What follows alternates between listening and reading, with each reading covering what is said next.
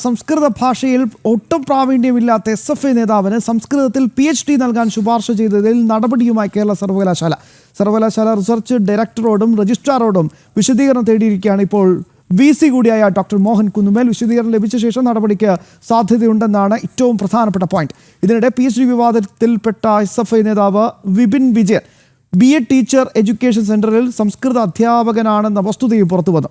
വിവരങ്ങളുമായി പ്രജിത് മോഹനൻ ചേരുകയാണ്. പ്രജിത്ത്, സഖാവായാൽ മതി എന്തുമാവാം, അതിങ്ങനെ തുടരുകയാണോ?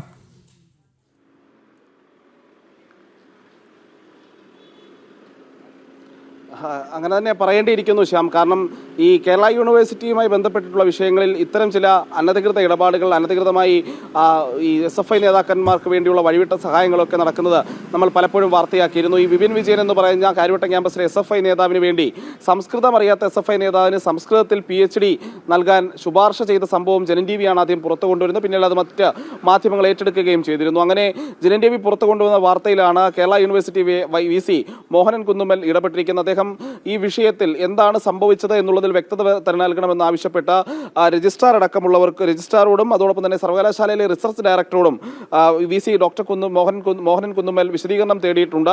ഈ വിശദീകരണത്തിന് ശേഷമായിരിക്കും തുടർ നടപടികൾ സ്വീകരിക്കുക.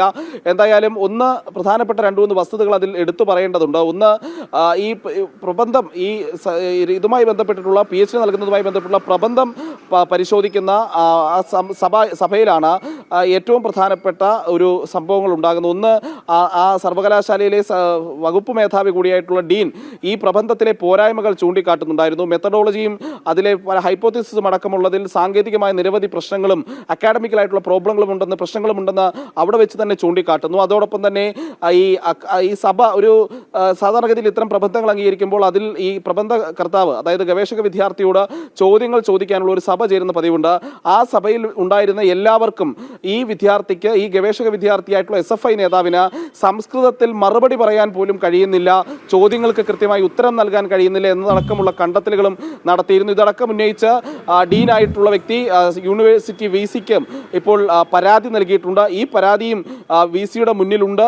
അങ്ങനെ ഒരു നടപടിയിലേക്ക് VC പോകുന്ന സാഹചര്യം എത്തി നിൽക്കുമ്പോഴാണ് ഈ SFI നേതാവിന് വേണ്ടി മുൻപ് നടന്നിട്ടുള്ള അനധികൃത ഇടപാടുകളുടെ അല്ലെങ്കിൽ അനധികൃതമായ ഇടപെടലുകളുടെയും സഹായങ്ങളുടെയും ഒക്കെ തെളിവുകൾ പുറത്തു വരുന്നത്. ഈ സംസ്കൃതം വായിക്കാൻ പോലും അറിയാത്ത ആള് ഒരു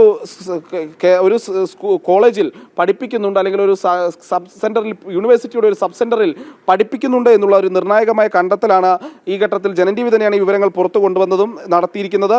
അതിൽ ഏറ്റവും പ്രധാനപ്പെട്ട കാര്യം എന്ന് പറയുന്നത്, ഒന്ന്, ഇയാൾ സംസ്കൃതത്തിൽ യാതൊരു ഭാഷാ പ്രാവീണ്യം ഇല്ല എന്ന ആ വകുപ്പിന്റെ മേധാവി തന്നെ ചൂണ്ടിക്കാട്ടി PhD നൽകരുത് എന്നുള്ളൊരു നിർദ്ദേശം പോകുന്ന സാഹചര്യത്തിലാണ് അയാൾ ഒരു കോളേജിൽ എന്ന് പറയാവുന്ന സ്ഥലത്ത്, അല്ലെങ്കിൽ കേരള യൂണിവേഴ്സിറ്റിയുടെ ഏറ്റവും പ്രധാനപ്പെട്ട സബ് സെന്ററുകളിൽ ഒന്നിൽ സംസ്കൃതം തന്നെ പഠിപ്പിക്കുകയായിരുന്നു എന്ന് പറയുമ്പോഴാണ് SFI നേതാവായിരുന്നാൽ ഈ കേരളത്തിൽ എന്തൊക്കെ സാധിക്കുമെന്നുള്ള കാര്യം. മാത്രമല്ല, ഒരു വാഴക്കുല പിടിച്ച പുലിവാല് നമ്മൾ മറന്നു കാണില്ല.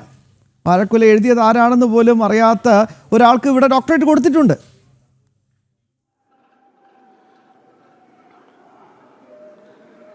ആ ഡോക്ടറേറ്റ് കൊടുത്താൽ പിന്നീട് യുവജന കമ്മീഷൻ അധ്യക്ഷയൊക്കെ ആയിരുന്ന സാഹചര്യവും നമ്മൾ ഓർക്കേണ്ടതുണ്ട് ശ്യാം. അങ്ങനെ എന്തുമാകാം SFI നേതാവായിരുന്നാൽ എന്നുള്ളതാണ്. എന്തായാലും ഈ വിപിൻ വിജയന്റെ കാര്യത്തിൽ പിന്നീട് വിപിൻ വിജയൻ ഇപ്പോൾ പഠിപ്പിക്കുന്നത് തിരുവനന്തപുരം കുമാരപുരത്തുള്ള BEd ടീച്ചർ എഡ്യൂക്കേഷൻ സെന്റർ, അതായത് സർവകലാശാലയുടെ ഒരു സബ് സെന്റർ പോലെയാണ്, ഓഫ് ക്യാമ്പസ് സെന്റർ പോലെ പ്രവർത്തിക്കുന്ന സ്ഥാപനമാണ്. അവിടെ സംസ്കൃത അധ്യാപകനായിട്ടാണ് അയാൾക്ക് നിയമനം ലഭിച്ചത്.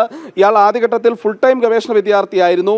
ഈ ജോലി ലഭിച്ചതിനെ തുടർന്നാണ് പാർട്ട് ടൈം വിദ്യാർത്ഥിയായി സംസ്കൃതത്തിലുള്ള ഗവേഷണം പൂർത്തിയാക്കി ആ പ്രബന്ധം സമർപ്പിച്ചത്. ആ പ്രബന്ധത്തിൽ അതിന് അനുബന്ധമായ ചോദ്യങ്ങളെ പോലും നേരിടാൻ ഇയാൾക്ക് കഴിയുന്നില്ല എന്നിരിക്കെ അതിൽ ഈ പ്രബന്ധാവതരണം നടത്തിയ, ഈ പ്രബന്ധത്തെ പറ്റിയുള്ള ചോദ്യങ്ങൾ ചോദിച്ച, ചർച്ചകൾ നടന്ന സ്ഥലത്ത് തന്നെ വെച്ച് ആ വകുപ്പിന്റെ മേധാവിയായിട്ടുള്ള ഡീൻ തന്നെ വിഷയം ചൂണ്ടിക്കാട്ടി ഇയാൾക്ക് സംസ്കൃതം പോലും അറിയില്ല എന്ന് പറയേണ്ടി വന്നൊരു സാഹചര്യമുണ്ട് എന്നുള്ളതാണ് അതിൽ ഏറ്റവും പ്രധാനപ്പെട്ട കാര്യം. ഈ NDPയിൽ ഞാൻ മനസ്സിലാക്കുന്നത് കൃത്യമായി തന്നെ പഠിപ്പിക്കുന്ന ടീച്ചർമാരെയും മൂല്യനിർണ്ണയത്തിന് വിധേയരാക്കും. കാരണം ഈ പഠിപ്പിക്കുന്ന ടീച്ചർമാർ അപ്ഡേറ്റഡ് ആണോ എന്ന് കൃത്യമായി തന്നെ മനസ്സിലാക്കണ്ടേ, എന്നാലല്ലേ കുട്ടികൾക്ക് അവർക്ക് നല്ല അക്ഷരങ്ങളും നന്മയും ഒക്കെ പറഞ്ഞു കൊടുക്കാൻ സാധിക്കുകയുള്ളൂ. അപ്പോൾ അതുകൊണ്ടായിരിക്കാം ഇതിനെ എതിർക്കാനുള്ള ഒരു കാരണം എന്നുകൂടിയാണ് ഞാൻ മനസ്സിലാക്കുന്നത്. പ്രജിത്ത്, വളരെ പ്രധാനപ്പെട്ട വാർത്തയുടെ വിശദാംശങ്ങളാണ് പ്രജിത്ത് ഇപ്പോൾ പ്രിയപ്പെട്ട പ്രേക്ഷകരുമായി പങ്കുവച്ചത്.